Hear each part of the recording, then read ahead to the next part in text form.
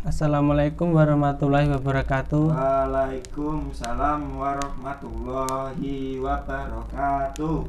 Selamat pagi anak-anak. Selamat pagi Pak Guru. Bagaimana kabar kalian hari ini? Alhamdulillah luar biasa. Allahu Akbar. Baik semua kan? Sebelum kita mengawali pembelajaran hari ini, marilah kita berdoa dulu. Dimohon ketua kelas memimpin doa. Berdoa mulai. Bismillahirrahmanirrahim. Bagaimana anak-anak kabar kalian hari ini? Baik Pak. Dan kita harus mematuhi protokol kesehatan biar tidak tercemarnya musibah COVID ini. Baik, kita akan mempelajari dinamika penduduk Indonesia. Adakah yang tahu apakah itu dinamika penduduk Indonesia? Belum Pak. Pak, dinamika penduduk Indonesia merupakan perubahan jumlah penduduk di suatu tempat. Itu Pak. Ya, Benar apa salah itu? betul itu. Kalau lebih tepatnya, penduduk adalah orang yang bertempat tinggal di suatu wilayah, dan penduduk dapat dibedakan menjadi dua, penduduk tetap dan penduduk tidak tetap. Apakah yang dinamakan penduduk? Ada yang tahu?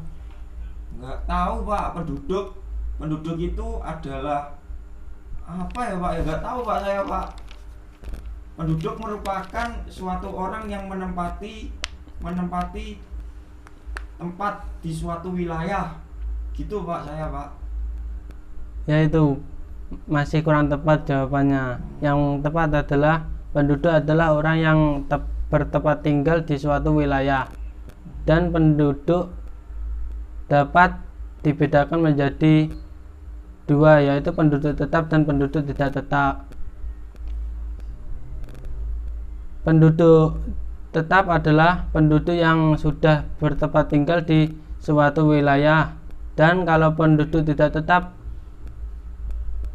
adalah yang bertempat tinggal di suatu wilayah kurang dari 6 bulan.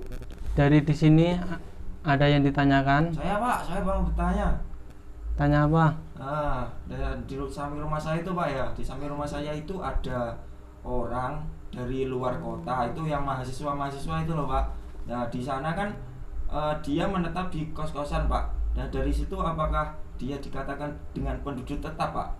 Ya, itu soal yang bagus itu. Kalau menurut saya, penduduk tetap itu bisa dikatakan lebih dari 6 bulan. Kalau penduduk tidak tetap itu bisa dikatakan kurang dari 6 bulan. Itu wilayah akan selalu mengalami perubahan jumlah dari waktu ke waktu. Baik itu penduduk dari waktu ke waktu, inilah yang disebut dinamika penduduk.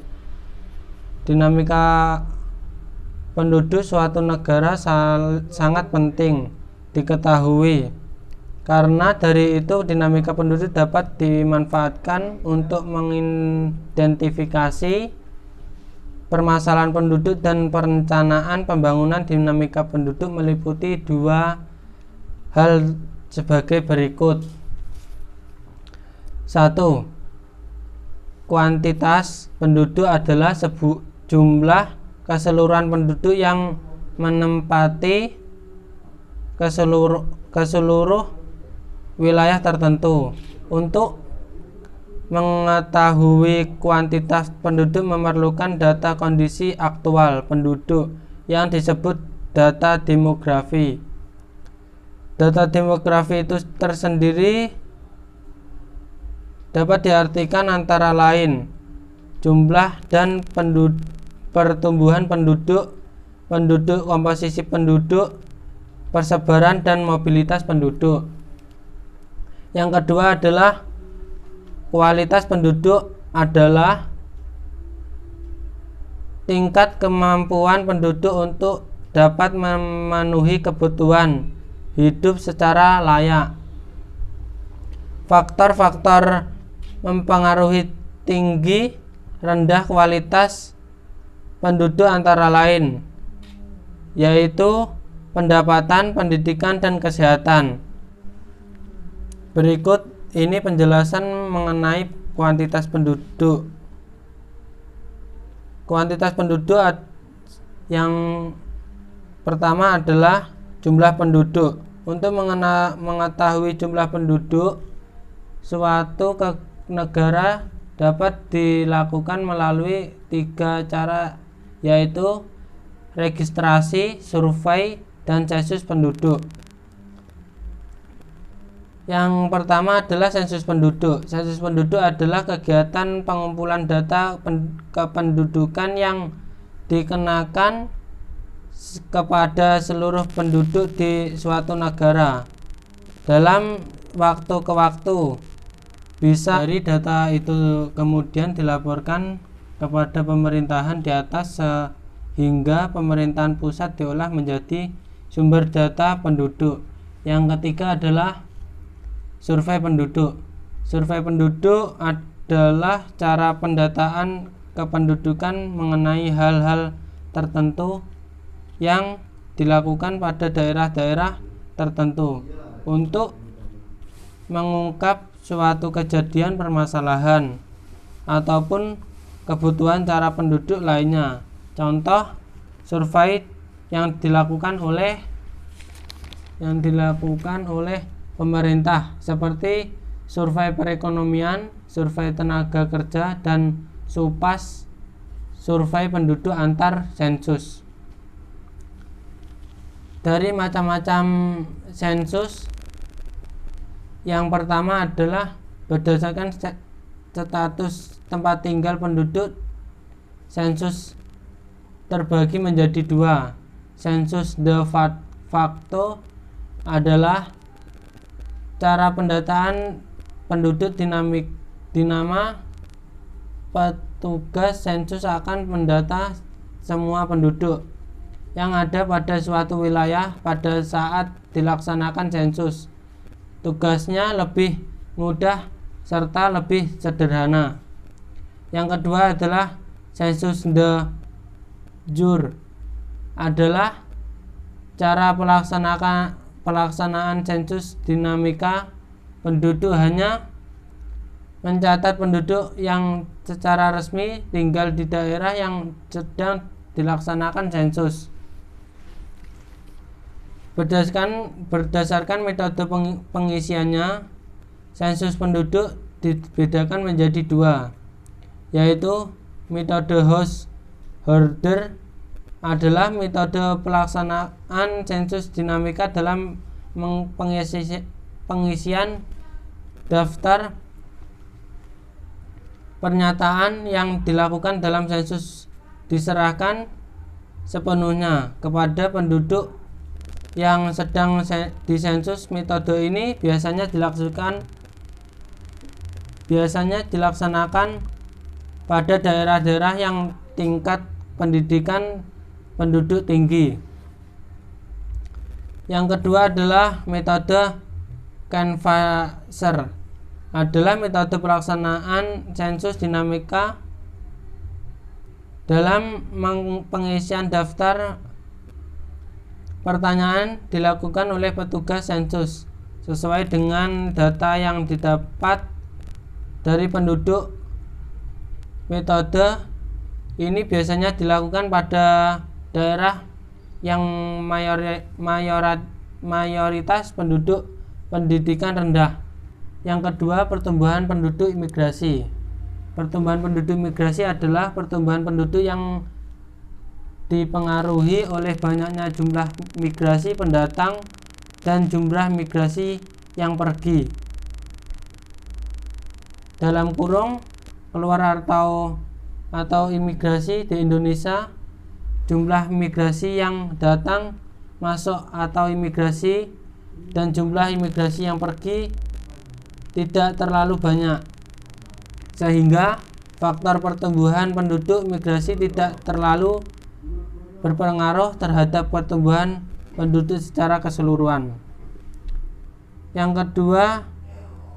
Pembahasan yang kedua adalah angka pertumbuhan penduduk. Angka pertumbuhan penduduk adalah yang menunjukkan jumlah pertambahan penduduk setiap 100 orang penduduk dalam waktu 1 tahun, atau angka yang menunjukkan prosentasi pertambahan penduduk dalam angka 1 tahun. Angka pertumbuhan penduduk dipengaruhi oleh adanya angka kelahiran dan kematian. Angka kematian meliputi angka kelahiran kasar, angka kelahiran menurut umur, dan angka kelahiran umum.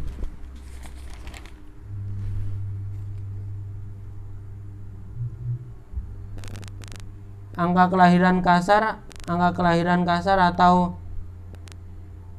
bisa disebut Trude Birth Rate adalah jumlah bayi yang lahir setiap 1000 penduduk dalam 1 tahun. Dalam angka kelahiran kasar, faktor usia ibu yang melahirkan bayi tidak diperhitungkan, serta bayi yang dilakukan pun tidak dipermasalahkan, apakah bayi lahir dalam keadaan hidup atau sudah meninggal. Dalam angka kelahiran kasar terbagi menjadi 3 golongan, yaitu 1. Angka kelahiran lebih dari 30 tergolong tinggi. 2. Angka kelahiran antara 2 sampai 30 tergolong sedang. 3. Angka kelahiran kurang dari 20 tergolong rendah. Selanjutnya adalah kualitas penduduk Indonesia. Kualitas atau mutu penduduk adalah tingkat kemampuan penduduk dalam usaha untuk memenuhi kebutuhan-kebutuhan hidupnya. Kualitas penduduk suatu negara dipengaruhi oleh beberapa faktor berikut. Yang pertama adalah tingkat pendidikan. Tingkat pendidikan merupakan salah satu kunci utama untuk mencapai kemajuan suatu negara. Tinggi rendahnya kualitas pendidikan suatu negara akan berpengaruh pada keberhasilannya dalam mengelola sumber daya alam yang ada, sehingga tingkat pendidikan penduduk suatu negara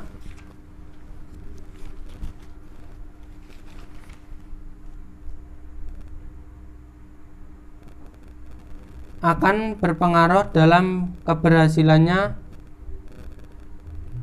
dalam mengelola sumber daya alam yang ada. Sebagai tingkat pendidikan penduduk suatu negara mencerminkan tingkat kualitas negara itu. Yang kedua adalah tingkat pendekatan. Tingkat pendapatan penduduk diukur bisa besarnya pendidikan per kapita. Pendapatan per kapita adalah pendapatan yang diperoleh rata penduduk dalam 1 tahun. Pendapatan per kapita dapat mencerminkan tingkat kesejahteraan dan kemajuan perekonomian suatu negara. Semakin tinggi pendapatan per kapita, semakin tinggi kesejahteraan penduduk, karena dapat memenuhi kebutuhan pangan, sandang dan papan, kesehatan, pendidikan, dan kebutuhan yang lain secara layak. Yang ketiga adalah tingkat kesehatan. Tingkat kesehatan juga merupakan salah satu indikator tinggi rendahnya kualitas penduduk. Kualitas penduduk dalam satu kesehatan merupakan faktor yang berpengaruh tetap kinerja dan produktivitas seseorang. Tinggi rendahnya tingkat kesehatan penduduk suatu negara dapat dilihat dari besarnya angka kematian bayi dan ibu dapat saat melahirkan. Yang pembahasan selanjutnya adalah keragaman teknik budaya. Berasal dari kata teknik budi dan daya. Budi berarti perilaku yang baik, dan daya berarti kerja atau upaya atau cipta atau kerja. Jadi berarti hasil atau karya dari budi dan daya. Keragaman budaya Nusantara sangat beraneka ragam, mulai dari bahasa, rumah adat, pakaian, tarian, lagu daerah, dan alat musik, bahkan agama dan upaya ritual. Namun, setiap warga negara Indonesia harus memiliki karakter dasar budaya bangsa Indonesia dalam hal tingkah laku, sehingga mengenal adanya sopan santun, tata krama, etika, dan adab bangsa Indonesia. Sekian pertemuan pagi hari ini. Ada yang ditanyakan? Nggak ada, Pak. Kalau nggak ada, saya tutup. Assalamualaikum warahmatullahi wabarakatuh.